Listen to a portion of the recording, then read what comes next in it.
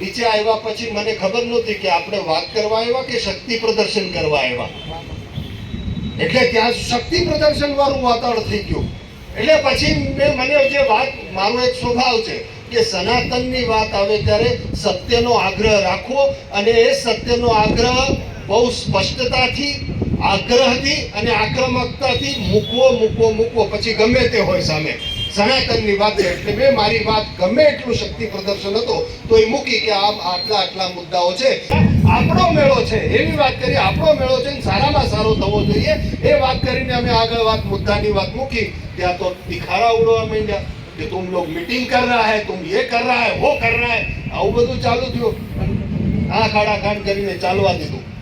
હવે ત્યાં કલેક્ટરની મીટિંગ પતી એટલે હું ભૂતનાથ આવી ગયો, બધા પોતપોતાની જગ્યામાં આવી ગયા.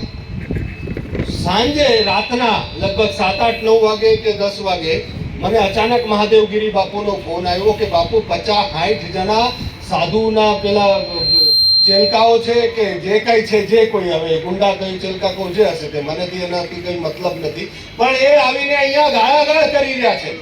अरे तमे क्या कलेक्टर ना अंदर आज मुद्दाओं कीधा कि तुम उसका चमचा है महेशगिरी का, અને तुम ये करता है कब्जा हमारा, ये हमारे बाप का अखाड़ा है, नाम ताम અને બધું ચકાચક મહારાજની ગાડી હળગાવવાના પ્રયત્ન કે તમે બહાર નીકળો ને તમે આજે બતાવી જ દેશું.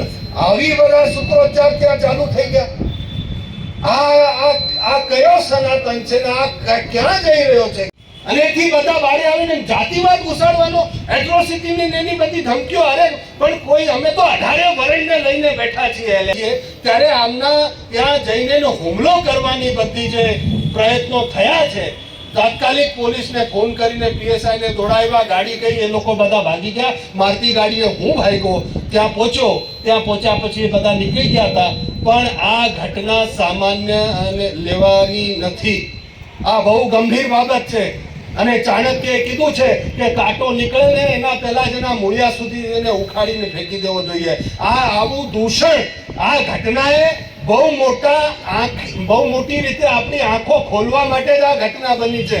હું સૌને કહું છું કે તમે અમે બધા ગિરનારને ફાળકામાં બેસવા આવશે તો, રિક્ષામાં આવશે તો, એટલે પણ મેં કેમ ના પાડી? મને ઘણી વખત રિક્ષામાં જવું પડે તો કોઈ મુસ્લિમ ચલાવતો હોય તો હું બેસું જ છું. મેં એ વાત કરી જ નથી. અમે ફક્ત એક જ વાત કરી છે કે બગી જે છે વિધર્મીઓની બગીમાં નહીં બેસો. તમે હાથી ઉપર બેસો, અમને શું વાંધો છે? 4 હાથી લઈને એના ઉપર બેસી જાઓ, ના વાંધો છે અમને. અમે એક જ વાત કરી છે, ગિરનારની પવિત્રતા ભંગ ન થાય. બગી જે છે વિધર્મીઓની એ અંદર ના આવી જોઈએ અને કોઈ વિધર્મીના સ્ટોલ ન લાગવા જોઈએ. આ બહુ સ્પષ્ટતા છે. પછી પત્રકારો મળીને કદાચ વાત કરતા હશે, સમાજમાં જે વાત થતી હશે, સમાજે ને પત્રકાર કે એમનાથી જ્યાંથી વાત ગઈ હશે મને ખબર નથી. અમારી બરાબર છે બાપુ, બે જ વાતો છે આપણી, બરાબર છે ને? તો આ વાત અમે મૂકી. બીજી વાત, વેજ ઝોન જાહેર કરવાની, શાકાહારી વિસ્તાર અને જાહેર કરો અને અશાંતધારા લાગુ કરો. આ વેજ ઝોન જાહેર કરો, કેમ કે એના અંદર માંસ, મછલી, મટન અને એવું બધું ખાય, પવિત્રતા ખંડિત થાય. અને ગયા વખતે એક દીકરીનો જે ઉપાડી ગયો દીપડો એને ઉપાડી ગયો, એના પાછળ એવું કહેવામાં આવે કે ડબ્બામાં કોઈક માછલી આવ્યો, એના ઘરથી દીપડો આવ્યો હતો, તો ઘટના બની, એ દુર્ઘટના બની.